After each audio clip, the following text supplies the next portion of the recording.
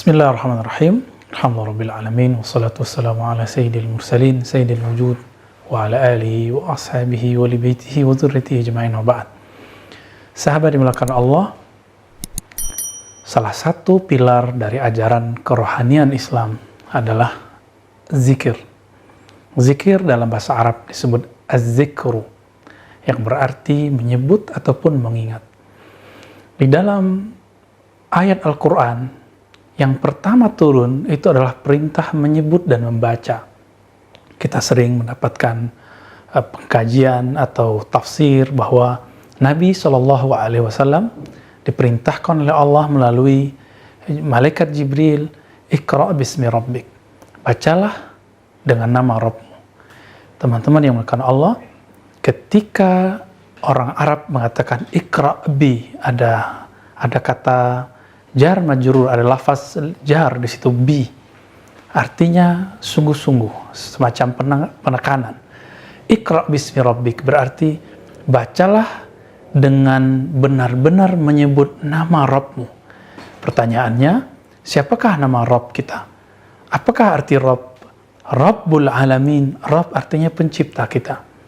Di dalam Al-Quran misalnya surat Al-Luqman dikatakan wala in sa'altahum man khalaqas samawati wal ard la yaqulunna Allah. Jika mereka ditanya siapakah pencipta langit dan bumi, mereka akan berkata Allah. Ya. Begitu juga innal ladzina qalu rabbuna Allah tsumma istaqamu, surah Al-Ahqaf. Sesungguhnya orang yang mengatakan Rabb kami, pencipta kami, pengatur kami adalah Allah. Maka kalau ditanya apakah yang dibaca Nabi, ini yang jarang dibahas oleh para pengkaji ayat ini. Iqra' bismi rabbik. Orang kemudian membawanya, membaca ilmu pengetahuan. Ya betul, itu tafsir. Tapi secara harfiah, sangat jelas sekali. Perintah ini menyebut nama Allah subhanahu wa ta'ala. Iqra' bismi rabbik. Karena alam ini ada, karena Allah subhanahu wa ta'ala menitahkannya menjadi ada. Di dalam hadis Imam Tirmizi, Allah subhanahu wa ta'ala berfirman, bersabda kepada Lauh Mahfuz, tempat di mana semua ilmu alam semesta tertulis di dalamnya. Apa kata Allah Subhanahu wa taala? Uktub, wahai Lauh Mahfuz, menulislah engkau. Lalu Lauh Mahfuz yang ada di atas langit 7 sana, bahkan di atasnya lagi, bertanya, ya Rabb, apa yang akan aku tulis? Lalu Lauh Mahfuz diperintahkan oleh Allah SWT menulis satu kalimat. Apa kata Allah?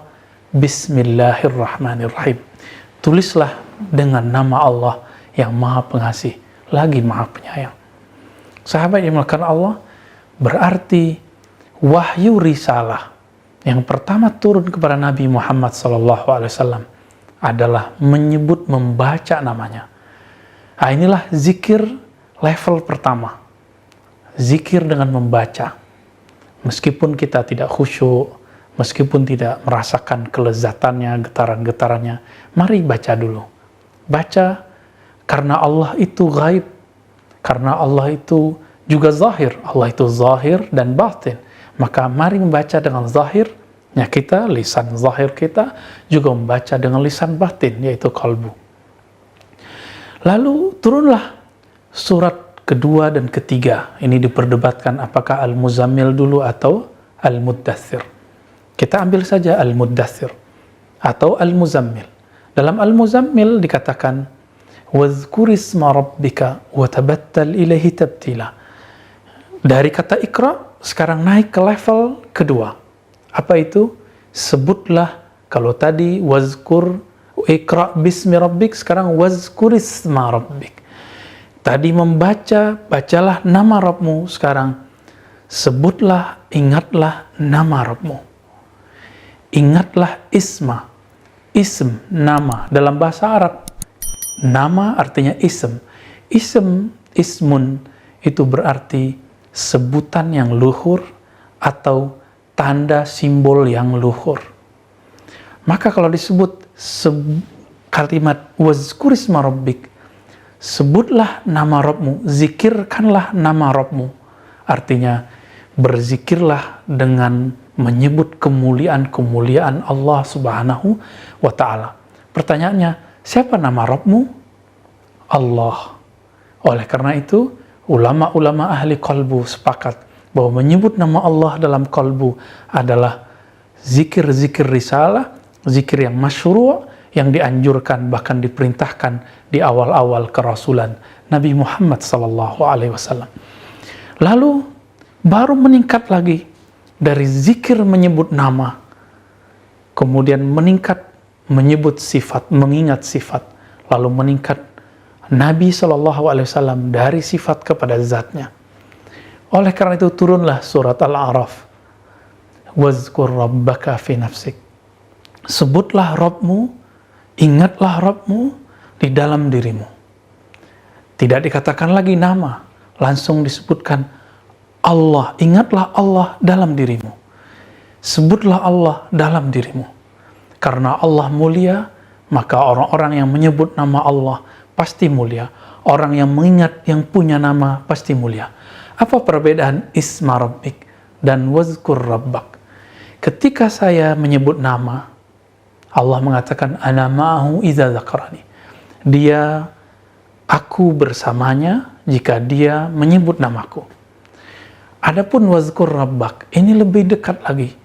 Tidak hanya menyebut nama, tapi menyebut yang punya nama. Teman-teman yang melakukan Allah, setiap kali orang menyebut nama Allah, Allah tidak akan pernah jauh darinya.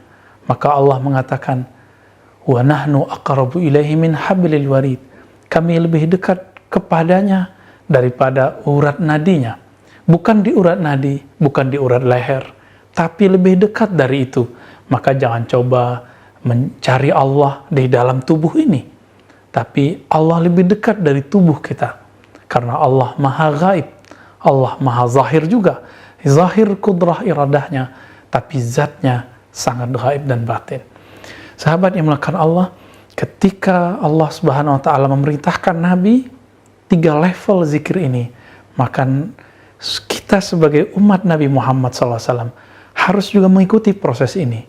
Inilah yang tidak ada sekarang. Banyak orang yang berbicara tafsir zikir, tapi tidak menelusuri bagaimana Nabi dulu berzikir.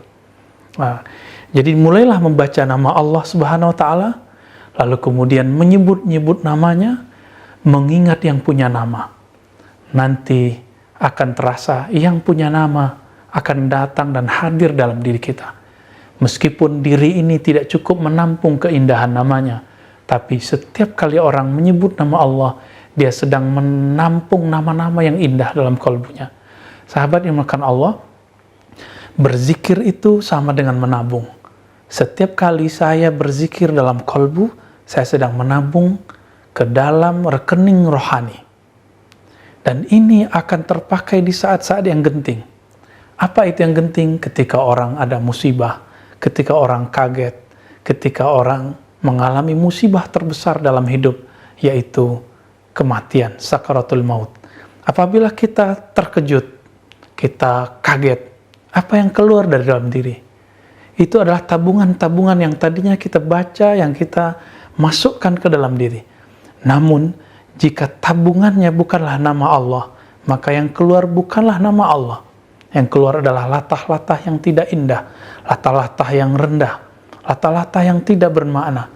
Namun orang-orang yang kalbunya dipenuhi dengan keindahan nama Allah, apapun keadaannya, nama Allah akan memancar dari dalam dirinya.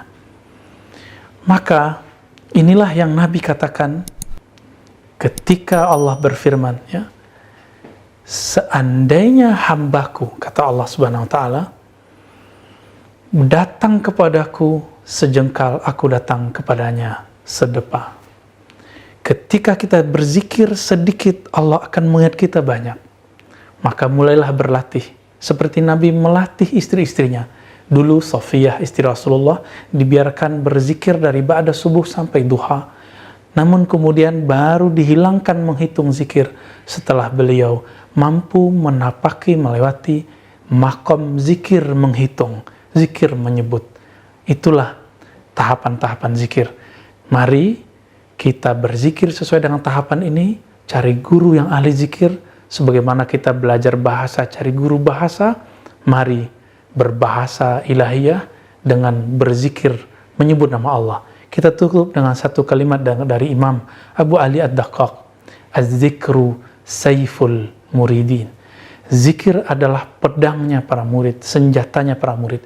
Dengan itulah seorang murid bisa mengalahkan syaitan, bisa mengalahkan dirinya sendiri, bisa mengalahkan musuh-musuh dirinya, musuh Allah SWT. Kuatkan zikir, ambil senjata rohani. Kita akan selamat, insya Allah, dunia dan akhirat. Sallallahu ala Nabi Muhammad. Assalamualaikum warahmatullahi wabarakatuh.